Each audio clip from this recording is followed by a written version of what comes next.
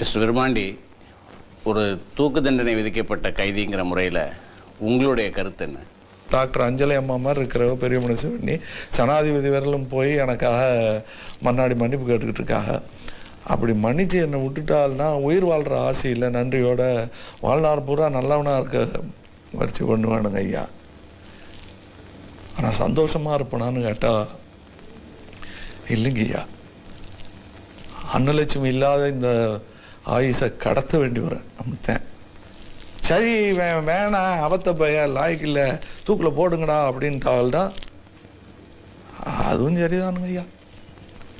அன்னலட்சுமி போன இடத்துக்கு அன்னலட்சுமி போன மாதிரியே நாமளும் போகிறாங்கன்னு சந்தோஷத்தில் போய் சேர்ந்துடுறானுங்க ஐயா.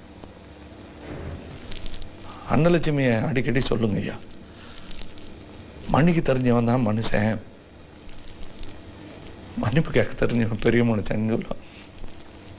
மன்னிப்பு கேட்க தெரிஞ்சவன் பெரிய மனுஷன். இப்போ நான் பெரிய மனுஷனாக முயற்சி பண்ணிட்டு இருக்கிறேனுங்க ஐயா.